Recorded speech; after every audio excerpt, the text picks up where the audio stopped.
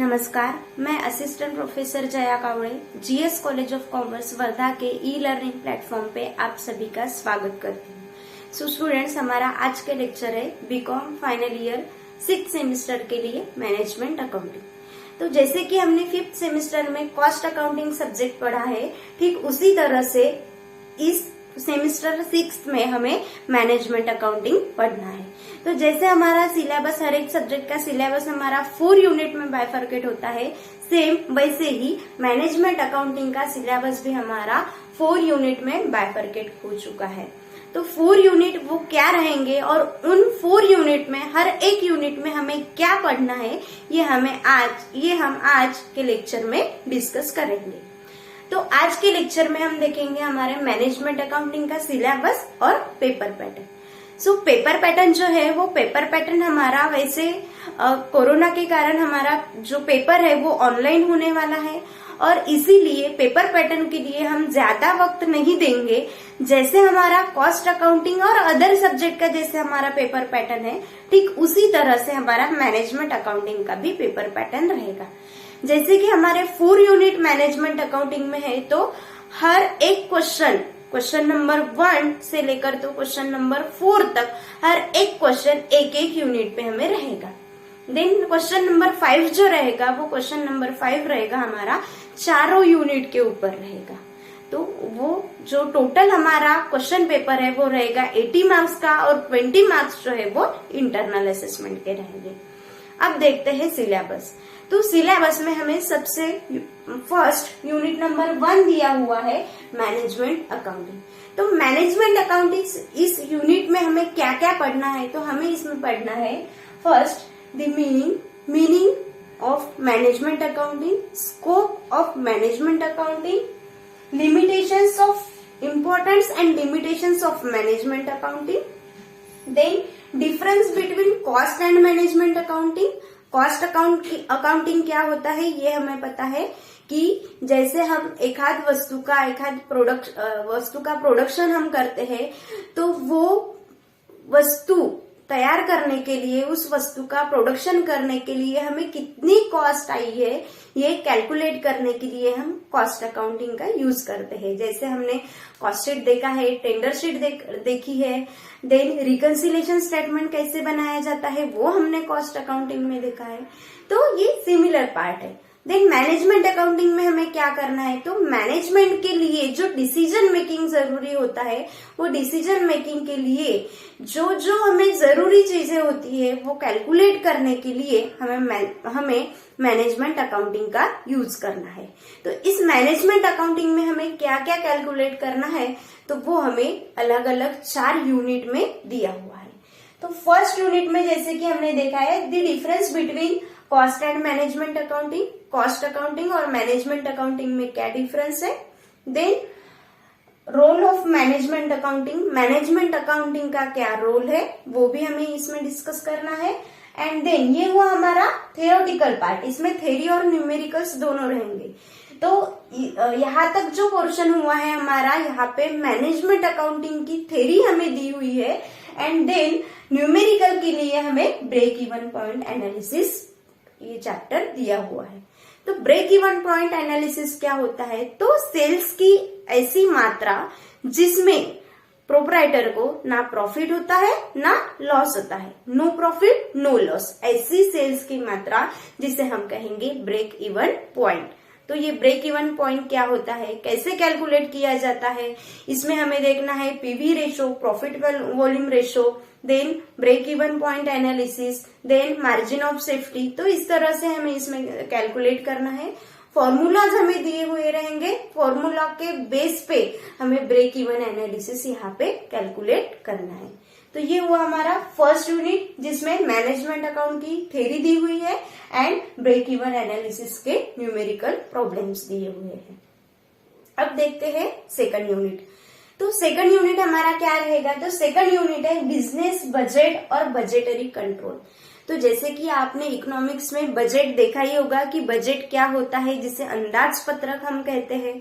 तो बजट क्या होता है, बजट के अलग अलग टाइप्स है, तो उसमें से सिर्फ 2 टाइप हमें यहाँ पे डिस्कशन के लिए दिए हुए हैं। तो दो टाइप कौन से हैं, तो फर्स्ट है कैश बजट और सेकंड है फ्लेक्सिबल बजट। तो इसमें हमें प्रॉब्लम्स दिए हुए रहेंगे कैश बजट के ऊपर और फ्लेक्सिबल बजट के ऊपर। और जो हमारी थ्योरेटिकल पार्ट है, थ्योरेटिकल पार्ट के लिए हमें बजट और बजटरी कंट्रोल का meaning, characteristics, objectives, advantages, limitations, classification and types of budget. तो इस तरह से हमें थ्योरेटिकल पार्ट दिया हुआ है बजट और बजटरी कंट्रोल का, और उसी के साथ साथ हमें न्यूमेरिकल के लिए जो बजट के टाइप दिए हुए हैं वो दो टाइप है। उसमें से फर्स्ट है कैश बजट और सेकंड है फ्लेक्सिबल बजट। तो हमें न्यूमेरिकल के लिए कैश बजट और फ्लेक्सिबल बजट की स्टडी हमें करना है। तो इस यूनिट में भी थ्योरेटिकल 8 मार्क्स के लिए हमें आएगा थ्योरी क्वेश्चन, 8 मार्क्स के लिए न्यूमेरिकल प्रॉब्लम, और 16 मार्क्स के लिए फिर से 16 मार्क्स का न्यूमेरिकल प्रॉब्लम रहेगा। उसी के साथ साथ क्वेश्चन नंबर 5 में भी इसी के ऊपर हमें एक प्रॉब्लम पूछा जाएगा। क्लियर है? तो ऐसे ये 2 यूनिट हमारे हो चुके हैं। अब देखते हैं थर्ड यूनिट। थर्ड यूनिट में हमें क्या दिया हुआ है, तो थर्ड यूनिट है हमारा रेशो एनालिसिस का। अब जैसे हम मैनेजमेंट अकाउंटिंग की बात करते हैं, तो मैनेजमेंट अकाउंटिंग हमें, जैसे कि मैंने अभी कहा कि डिसीजन लेने के लिए मैनेजमेंट अकाउंटिंग जरूरी होता है। तो डिसीजन मेकिंग में रेशो एनालिसिस ये एक महत्वपूर्ण पार्ट है, जिसमें हमें अलग अलग टाइप के, अलग अलग प्रकार के रेशोज कैलकुलेट करने हैं, और वो रेशोज के बेसिस पे मैनेजमेंट जो है वो मैनेजमेंट अपने डिसीजन लेती है। तो उसमें क्या क्या हमें देखना है, कौन कौन से रेशो हमें कैलकुलेट करना है। तो उसमें सबसे पहले रेशोज का थ्योरेटिकल पार्ट हमें देखना है। उसमें meaning, importance and limitations of ratio, then classification of ratio, ratio का क्लासिफिकेशन किन किन रेशोज में हुआ है, then computation of profitability ratio, सबसे पहले फर्स्ट प्रॉफिटेबिलिटी रेशो हमें कैलकुलेट करना है, then financial ratio with special reference to current ratio, then acid test या liquid ratio, inventory turnover ratio, debtors and creditors turnover ratio, fix assets turnover ratio, debt to equity ratio, working capital ratio and earning per share ratio. तो जो syllabus में हमें जो particular ratios का computation करने के लिए बोला गया है, सिर्फ उसी रेशो का कंप्यूटेशन हम इस यूनिट नंबर 3 में करने वाले हैं।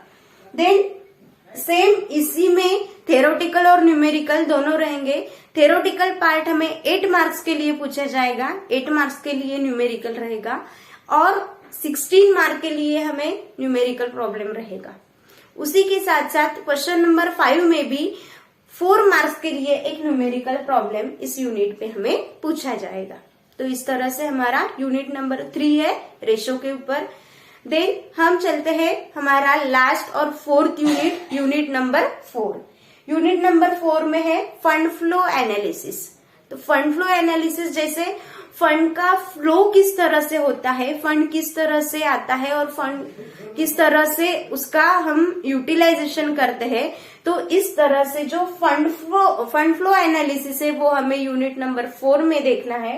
इसमें meaning, sources of fund, uses of fund, जैसे मैंने फंड का फ्लो अभी अभी आपको कहा है, तो ये है सोर्सेस ऑफ फंड, मतलब फंड जो हमारी फर्म है उसमें फंड कहाँ से आता है, कौन कौन से सोर्स से आता है।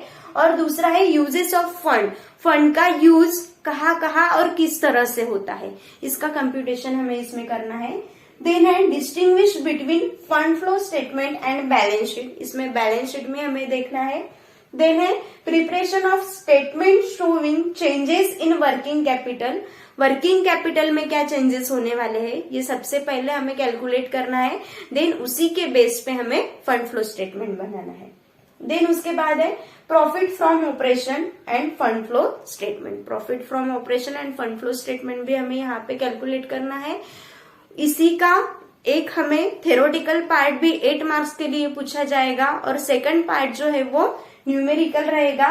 8 मार्क्स के लिए थ्योरी, 8 मार्क्स के लिए न्यूमेरिकल प्रॉब्लम और 16 मार्क्स के लिए न्यूमेरिकल प्रॉब्लम। इस तरह से इसका पेपर पैटर्न रहेगा।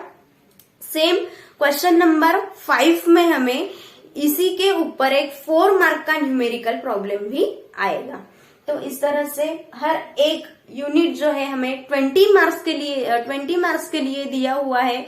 इस तरह से हमारे 4 यूनिट 80 मार्क्स के लिए हमारा ये जो पेपर पैटर्न और सिलेबस रहेगा। जो 20 मार्क्स है वो 20 मार्क्स इंटरनल असेसमेंट के रहेंगे, जिसमें हमें असाइनमेंट्स रहेगा या हमारी जो अटेंडेंस है या और अदर थिंग्स जिसमें हमें जो इंटरनल मार्क्स है वो इंटरनल मार्क्स का असेसमेंट रहेगा। हो सकता है उसके लिए हमारी जो एमसीक्यू टाइप एक एग्जाम भी हो सकती है, जैसे 5th सेमेस्टर में हुई थी। तो इस तरह से जो कॉलेज डिसाइड करेगी उस तरह से वो होगा। लेकिन हमें 80 मार्क्स के लिए फुल प्रिपरेशन हमें करनी है। उसके लिए जो वीडियोस अपलोड होंगे कॉलेज के यूट्यूब चैनल पे, वो हर एक वीडियो आपको सीरियसली देखना है। कोई भी वीडियो, कोई भी यूनिट अगर नहीं समझता है तो आप हमें फ्रीली पूछ सकते हैं कि ये मैम ये हमें नहीं समझा है, ये फिर से क्लियर कर दीजिए। तो हम आपको एक बार नहीं बार बार समझा के देंगे। लेकिन आपकी जिम्मेदारी है कि आपको हर एक वीडियो अच्छे से देखना है। जो पॉइंट्स रहेंगे वो पॉइंट्स आपको निकालना है, क्योंकि हम जब आपके यूनिट्स लेंगे तो हम हमारा जो पुराना पेपर पैटर्न था वो पुराने पेपर पैटर्न के हिसाब से हम आपको न्यूमेरिकल्स पढ़ाएंगे। तो उसी में से आपको छोटे पॉइंट्स है वो आपको निकालना है और उसी के बेस पे आपको आपके एमसीक्यू एग्जाम की तैयारी करनी है। बाकी अगर आप सारे वीडियोस अच्छे से देखते हैं, पढ़ाई करते हैं, तो आपको एमसीक्यू पेपर में भी कोई दिक्कत नहीं जाएगी। तो इसलिए आपको देखते रहना है। अगले लेक्चर से, नेक्स्ट लेक्चर से हम हमारा यूनिट नंबर 1 शुरू करेंगे, जिसमें कि जो थेरोटिकल पार्ट है, थेरोटिकल पार्ट के पीडीएफ आपको आपके ग्रुप पे आ जाएंगे। और जो न्यूमेरिकल पार्ट है, ये न्यूमेरिकल हम जो ऑनलाइन लेक्चर है हमारा वो ऑनलाइन लेक्चर में डिस्कस करेंगे। तो अगले लेक्चर से फर्स्ट पार्ट हम हमारा शुरू करेंगे यूनिट नंबर 1 के तहत, जो है ब्रेक इवन पॉइंट एनालिसिस। तो ब्रेक इवन पॉइंट एनालिसिस क्या होता है, उसमें क्या क्या फॉर्मूलाज है और किस तरह से ब्रेक इवन पॉइंट के जो प्रॉब्लम्स है वो किस तरह से सॉल्व किए जाते हैं, ये हम नेक्स्ट लेक्चर से शुरू करेंगे। तब तक जो फर्स्ट यूनिट का न्यूमेरिकल पार्ट, जो थेरोटिकल पार्ट है, वो थेरोटिकल पार्ट के लिए आपको स्टडी नोट्स दी जाएंगी। वो स्टडी नोट्स आपको रेफर करनी है, अच्छे से पढ़नी है और मैनेजमेंट अकाउंटिंग आपको समझ लेना है। तो इस तरह से ये हुआ हमारा आज का लेक्चर, जिसमें हमने सिलेबस डिस्कस किया है और पेपर पैटर्न डिस्कस किया है। सिलेबस से चलेंगे हम, first unit, then second, then third, then fourth. इस तरह से हम 1 बाय 1 हमारा जो मैनेजमेंट अकाउंटिंग का पार्ट है, मैनेजमेंट अकाउंटिंग सब्जेक्ट है, वो मैनेजमेंट अकाउंटिंग सब्जेक्ट हम साथ साथ पढ़ने वाले हैं। तो नेक्स्ट लेक्चर में फिर मिलेंगे एक फर्स्ट यूनिट के साथ, first unit break even analysis के साथ। तब तक के लिए देखते रहिए कॉलेज का यूट्यूब चैनल। धन्यवाद।